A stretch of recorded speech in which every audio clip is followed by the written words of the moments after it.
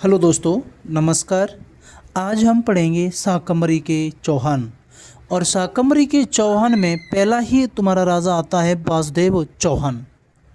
और वासुदेव चौहान ने 551 ईस्वी में सामर झील का निर्माण कर चौहान वंश की स्थापना की।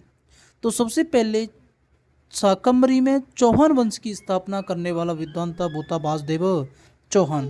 और वासुदेव चौहान ने अपनी जो राजधानी बनाई थी वो बनाई थी अहेज छत्रपुर। वासुदेव चौहान ने सामर झील में अपनी इष्ट देवी शाकंभरी माता का मंदिर बनवाया। वासुदेव चौहान ऐसा पहला शासक था जिसने सर्वप्रथम राजस्थान में राजपूत वंश की स्थापना की। तो पूछा जाए कि सबसे पहले राजस्थान में राजपूत वंश की स्थापना करने वाले राजा का क्या नाम था, तो सबसे पहले शाकंभरी के चौहानों में जाना जाता है वासुदेव चौहान, जिसने सर्वप्रथम राजस्थान में राजपूत वंश की स्थापना की। वासुदेव चौहान का पूछ ले कि वासुदेव चौहान का उत्तराधिकारी कौन है, तो वासुदेव चौहान का जो उत्तराधिकारी था वो था सामंत राज था। और सामंत राज का जो उत्तराधिकारी था वो था दुर्लभराज प्रथम। तो दोस्तों अब हम पढ़ेंगे दुर्लभराज प्रथम। दुर्लभराज प्रथम के समय चौहान साम्राज्य पर सर्वप्रथम मुस्लिम आक्रमण हुआ। और दुर्लभराज प्रथम प्रत्याहार वंश के शासक वत्सराज का सामंत था। तो पूछ लिया जाए कि वत्सराज का सामंत कौन था, तो दुर्लभराज प्रथम। वत्सराज ने दुर्लभराज प्रथम की सहायता से पाल वंश के शासक था धर्मपाल को पराजित किया और कन्नौज की त्रिपक्षीय संघर्ष में भाग लिया था। वत्सराज गुर्जर प्रत्याहार वंश का ऐसा पहला शासक था जिसने सर्वप्रथम कन्नौज के त्रिपक्षीय संघर्ष में भाग लिया था। तो पूछ लिया जाए कि गुर्जर प्रत्याहार वंश का पहला शासक जिसने सर्वप्रथम कन्नौज की त्रिपक्षीय संघर्ष में भाग लिया था वो था वत्सराज। तो दोस्तों अब पढ़ेंगे हम गुवक प्रथम। गुवक प्रथम के समय प्रत्याहार वंश के शासक नागभट्ट द्वितीय का सामंत था। तो गुवक प्रथम किसका शासक था, तो नागभट्ट द्वितीय का। गुवक प्रथम ने अपनी बहन इष्टा देवी का विवाह नागभट्ट द्वितीय के साथ कराया था। तो गुवक प्रथम ने अपनी बहन इष्टा देवी का विवाह नागभट्ट द्वितीय के साथ कराया था। तो गुवक प्रथम ने अपनी बहन इष्टा देवी का विवाह किसके साथ कराया, तो नागभट्ट द्वितीय के साथ कराया था। नागभट्ट द्वितीय गुर्जर प्रत्याहार वंश का ऐसा पहला शासक था जिसे सर्वप्रथम कन्नौज को अपनी राजधानी बनाकर महाराजा धीराज, परम भट्टारक तथा परमेश्वर की उपाधि धारण की थी। गुवक प्रथम ने सीकर के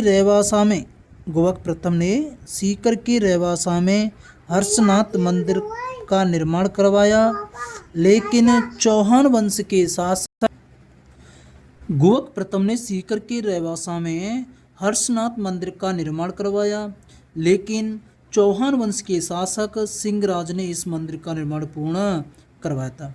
तो गुवक प्रथम के शासनकाल में सीकर के रेवासा में हर्षनाथ मंदिर का निर्माण करवाया, लेकिन इसे पूर्ण सिंहराज ने करवाया था। हर्षनाथ का मंदिर एकमात्र ऐसा मंदिर है जिसमें भगवान की शिवलिंग के चारों ओर ब्रह्मा और विष्णु को परिक्रमा लगाते हुए दिखाया गया है। गुवक प्रथम के बाद आता है दोस्तों गुवक द्वितीय। गुवक द्वितीय गुर्जर प्रत्याहार वंश के राजा मिहिर भोज का सामंत था, जबकि गुवक प्रथम नागभट्ट द्वितीय का सामंत था। गुवक द्वितीय ने अपनी बहन कलावती का विवाह मिहिर भोज के साथ करवाया, जबकि गुवक प्रथम ने अपनी बहन का विवाह इष्टा देवी का विवाह नागभट्ट द्वितीय के साथ करवाया था। गुवक द्वितीय का उत्तराधिकारी था चंदन राज थे। अब दोस्तों हम पढ़ेंगे चंदन राज को। डिटेल से। तो जो चंदन राज था उसकी रानी का नाम था रुद्राणी था, जो इतिहास में आत्मप्रभा के नाम से प्रसिद्ध हुई। आत्मप्रभा यानी रुद्राणी योगिक क्रियाओं में निपुण थी, योगिक क्रियाओं में निपुण थी। आत्मप्रभा अपने काल सर्प दोष निवारण हेतु नियमित रूप से पुष्कर झील के किनारे 1000 घी के दीपक जलाकर शिव जी की उपासना करती थी। रुद्राणी के गर्भ से उत्पन्न होते हैं बागपतिनाथ प्रथम। अगर पूछ लिया जाए कि चंदन राज्य का उत्तराधिकारी कौन था, तो चंदन राज्य का उत्तराधिकारी था बागपतिनाथ प्रथम। बागपतिनाथ प्रथम चौहान वंश का ऐसा पहला शासक था जिसने सर्वप्रथम महाराज की उपाधि धारण की थी। बागपतिनाथ प्रथम का उत्तराधिकारी था विंध्यराज। दोस्तों आजकल इस प्रकार के क्वेश्चन बहुत आ रहे हैं कि उत्तराधिकारी कौन था कौन नहीं था, तो आपको जी के डिटेल से पढ़नी पड़ेगी। तो इसलिए उत्तराधिकारियों का नाम आपको पता होना चाहिए कि किसका उत्तराधिकारी कौन है, किसका उत्तराधिकारी कौन नहीं है। जिस प्रकार से चंदन राज का उत्तराधिकारी बागपतिनाथ प्रथम, बागपतिनाथ का उत्तराधिकारी विंध्यराज और विंध्यराज का उत्तराधिकारी सिंहराज था। सिंहराज चौहान वंश का ऐसा पहला शासक था जिसने सर्वप्रथम महाराजा धीराज की उपाधि धारण की थी।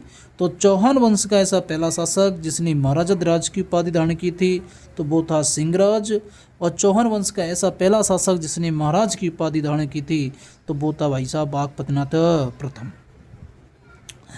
सिंहराज का उत्तराधिकारी था विग्रहराज द्वितीय था। सिंहराज का उत्तराधिकारी कौन था दोस्तों? विग्रहराज द्वितीय। तो अब पढ़ेंगे विग्रहराज द्वितीय। विग्रहराज द्वितीय के बारे में सर्वाधिक जो जानकारी मिलती है वो मिलती है हर्षनाथ हवलेख से।